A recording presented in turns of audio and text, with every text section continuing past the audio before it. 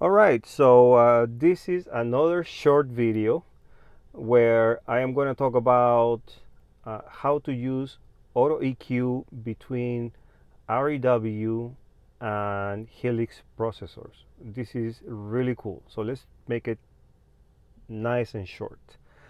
So I've already done the scanning and I've already done my, what's it called?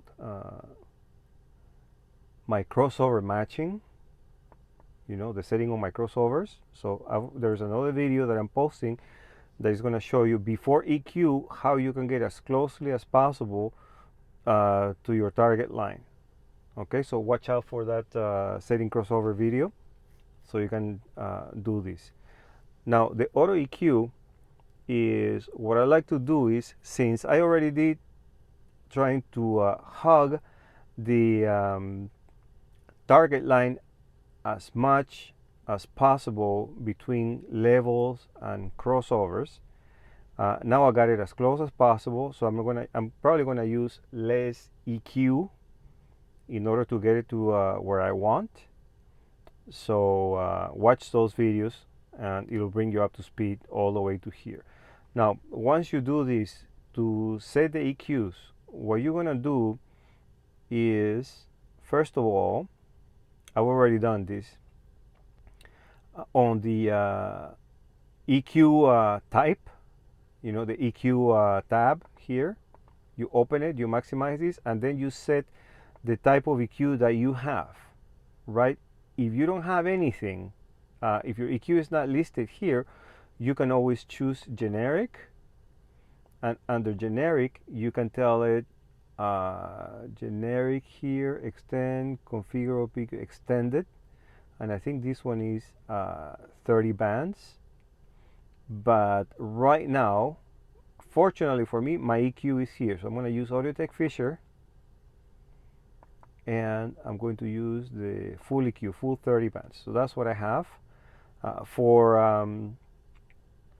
the second section, target settings, what you're going to do is you're going to choose a speaker driver, because you can configure this any way you want. So you choose a speaker driver, and this crossovers is what matches your processor, the way that you're setting up your speaker. In this case, for me, these are tweeters. If I show you my processor, it doesn't match. It says 4000, not 3500. So my target is 3500.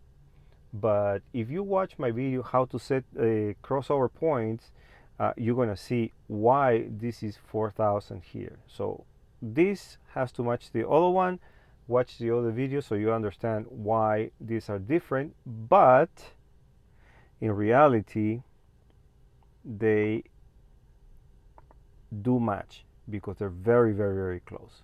Okay, so you do this, you set up your crossover.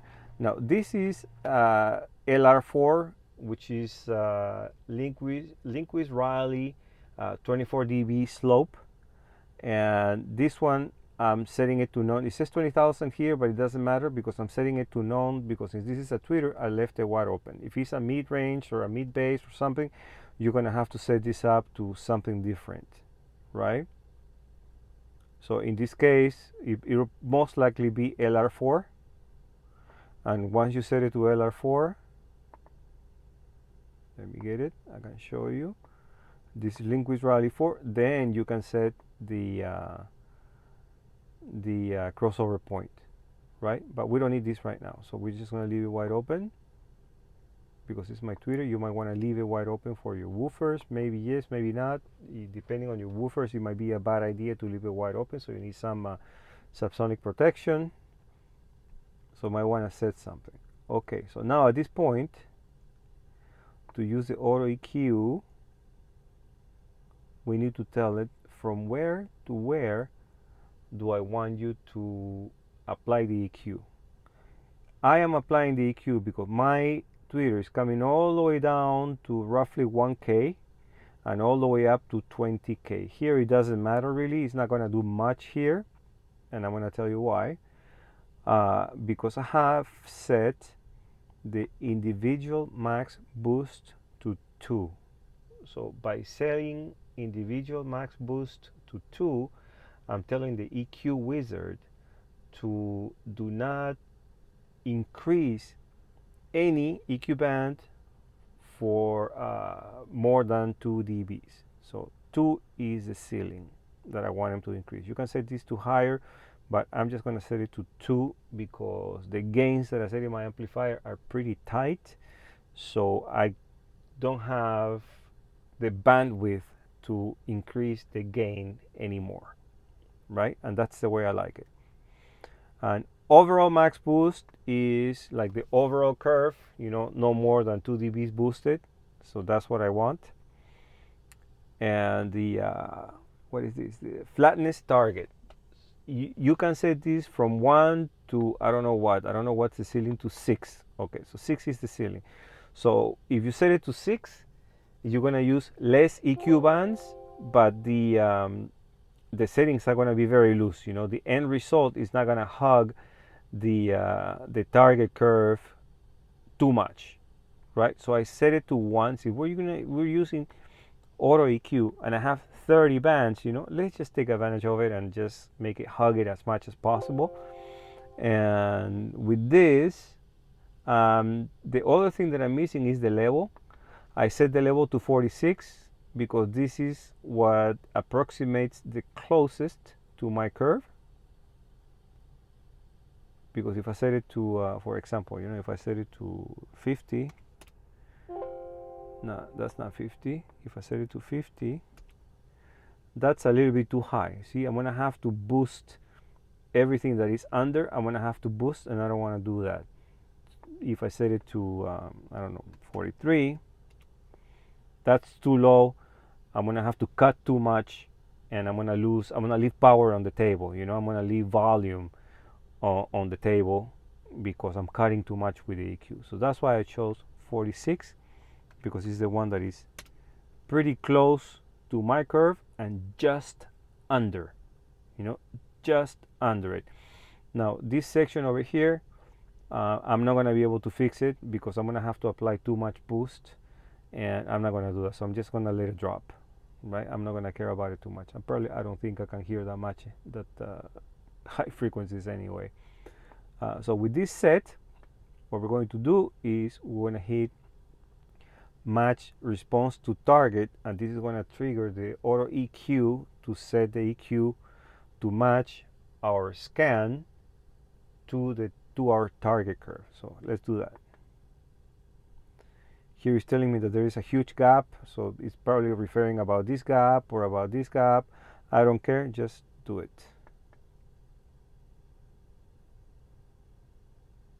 So now it applied the filters. It applied 6 filters. I have 30 and it only applied 6, and this is really good. I like this. Now, how do we transfer this to our Helix processor? This is actually very, very simple. And what we would do is we click on EQ filters. So here we can see the filters that were applied. Most of them are cuts. All of them are cuts. Oh, this is 1 plus, but you see it didn't go over 2. So 2 was the max in 1200. So it applied 2. So that's good. That's okay. So that's what I told it to do, and that's what it did. So we open this. We leave it open. And I open this by hitting this button, clicking on this button, EQ filters. Now, what I'm going to do is I'm going to switch to my Helix software. I have it already open. This is my left tweeter. So I'm selecting my left tweeter, and I have already reset all the settings. You need to reset the settings because if you have something already here, it might only override the 6 bands that it's trying to apply. If you have like 10 bands, the other 4, they're not going to get overridden, so you're going to have extra EQ that you don't need. And to apply the changes, just click on copy here, and the Helix processor opens up this window, and it gives you the option to import the EQ. You can tell it which band you want to start. I like to start on band 1. If I need something else, I have 24 other bands that I can use, and I only want to import the EQ. So you click OK, and now just very slight EQ is being applied here and here, which is really good because I already did the legwork to get my target, my scan, as closely as possible to my target curve. So this is actually optimal for me because I'm not applying too much EQ. And you will do this with the rest of your speakers. So in order for you to be able to get here, you need to watch, you can watch, I mean, you don't have to, you can watch my other video where I show you how to scan how to do the RTA scans. And there's another video that I'm showing how to set your crossover points. Why my crossovers here don't match. Why do I have 4,000 here and 3,500 on the other side? And I'll explain on the other video. I will explain how to achieve that. So in order to keep this video short, this is it for now. If there's anything that you would like me to cover, I will be very happy to do so. Just let me know in the comments. Goodbye.